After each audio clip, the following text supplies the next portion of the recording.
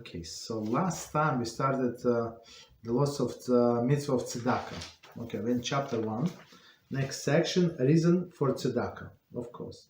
The primary reason for Tzedakah is Almighty wants people to accustom themselves in a trait of Chesed and kindness. Chesed, kindness. When a person habituates himself to be merciful and compassionate to those who are less fortunate, he becomes worthy of handling brachas. Another reason for tzedakah is when we show mercy to those who are less fortunate, Hashem will have mercy on us. So let's do it from the beginning. We explain the reason for tzedakah. The primary reason for tzedakah is the Almighty wants people to accustom themselves with Chesed. So it's one of the 613 commandments, as we explained before. We have to follow the ways of Hashem, and Rambam explains that he is compassionate, right? We have to be compassionate, right? He showed Chesed to all people, and we have to show Chesed, kindness to all other people, all people who deserve it. When a person habituates himself to be merciful and compassionate to those who are less fortunate, he becomes worthy on heavenly brachas. So, meaning that Hashem is here is true judge, right? And he wants to support all of the less fortunate people, the widows, orphans, and other people, poor people, right? And how he's going to do? He's going to do it through the natural means. What is natural means? Us, right? Other people who make money, and they support other people, right? Right. So in some sense, we are Hashem's partners, in some sense, in bringing justice to the world, right? And by doing this, okay, so we deserve blessings, compensations, meaning that Hashem sends different blessings to these people. Another reason for tzedakah is when we show mercy to those less fortunate, Hashem will show mercy to us. So as we said many times, Hashem is running the world, midah kineged midah, meaning you're merciful to others, Hashem is going to be merciful to you. It's only like reciprocal, right? So that's this we must remember. So when we give tzedakah, we're not doing anybody a favor, right? We only doing a favor. No, doing a favor to ourselves, right? So we're merciful, but you remember it's going to come back to you even much more than you gave. Okay. Continue. Next one. So it was the reason. So now definition of tzedakah. The mitzvah of tzedakah is relative to the need of each individual poor person, and one is obligated to give him based on what he is lacking. So it's not Maaser, it's tzedakah. Just understand, there is a big difference. So Maaser, we said it's 1/5. No, 1/10. 1/5 is 20%. But we on the topic of tzedakah. So tzedakah we're going to explain. So we have to give him what he's lacking. As Rambam explains, if one does not have clothing to wear, one should give him clothing. One who does not have necessary furniture or a household utensil should be given them those items. One who is not married should be helped to find appropriate mate. Furthermore, if one is accustomed to having servants and then becomes impoverished, the mitzvah is to rehabilitate him to the original status. We're going to explain all this. In general, one should assert that the poor person needs and attempts to provide him with these needs. One is also fulfill the mitzvah of tzedakah by giving the indigent money in order to fulfill the mitzvah. Okay, so let's do line by line. Of course, it's a lot of information here. So definition of tzedakah. The mitzvah of tzedakah is relative to the needs of each individual person, and one is obligated to give him based on what he's lacking. So we're going to see later on, I mean, it's not always possible. So this person is lacking a lot.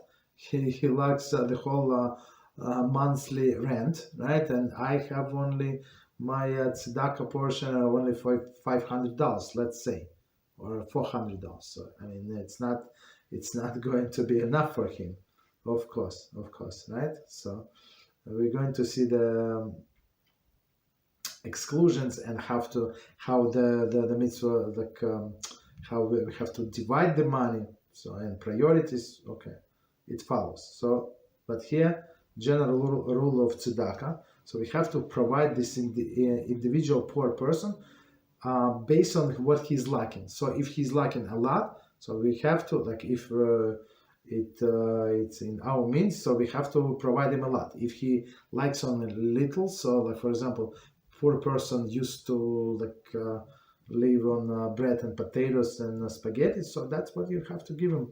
Right? Of course, you try to give him a little more, but the rich person, of course, you have to give him more, right? Because he's lacking. As Rambam writes, if one does not have clothing to wear, you should give him clothing.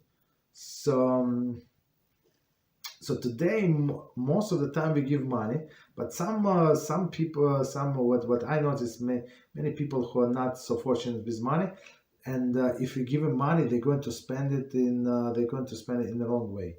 I mean, okay, the way they like it, but it could be more productive way. So if they like clothing, so you give them clothing, right? You give them clothing. If they like for example, shoes for children, and there are 7 children, so you just get the sizes and get them shoes. Okay, maybe ask priorities, and that's what we did. It's very interesting. Many years ago, shoes project. Okay. Clothing, should they give him clothing? One who does not have necessary furniture of household utensils should be given these items. So, and the furniture, of course, it does not have to be like new furniture. For example, you know somebody, your cousin or somebody, they want to replace the furniture, and they people of means, they can replace the furniture. Of course, they're not they do not know what to do with the old furniture. So you can arrange. So you get this old furniture which is very good condition to this indigenous poor people, and let your cousin buy something new for themselves. So it's actually, that's how it works in gmachs. So very interesting. So I was helping somebody to arrange and we arranged the gmach. People came, right, and they took all of the furniture. I don't know where they went. They put it in storage or gave it to somebody right away. I'm not sure, but it was a very, very good arrangement. So first of all, it did not cost them a lot of nothing. Basically, they took it for free. Like these people, of course, they paid to the movers, maybe storage. I'm not sure. So movers one way to another way, but Baruch Hashem, that's a big mitzvah. Or household utensils. So you know that they need food processor or something. So you get them the food processor or a microwave or something. Okay. So whatever they like, and they should get them. One who is not married should be helped to find the appropriate mate. So okay, a person already give up on himself, right? She give up on herself, but okay, you try to be a little more active. Right? Maybe if you make a few calls, women are usually much better in that. But even men, like if you know somebody, like you can offer to that person, right? So he needs to get married, so offer him. Furthermore, if one is accustomed to having servants and have become impoverished, the mitzvah is to rehabilitate him with original status. So meaning, I think Talmud says even he needs a horse, and even somebody or a person or two running in front of the horse and announce that this person is coming. So that's have to provide. Of course, if you have means, if it's possible for you to do that, right? But it's the general principle. the more person is lacking, the more he's suffering. So poor people, for example, they're not suffering that much. So if you give them like basic necessity, whatever they used to, so they're fine, they're happy, right? But if you give the same to the person who was rich once and became poor, so for him it's depression. You understand? So that's what Osage is saying. In general, one should ascertain that the poor person needs an attempt to provide him with a need. So don't just give him whatever you want.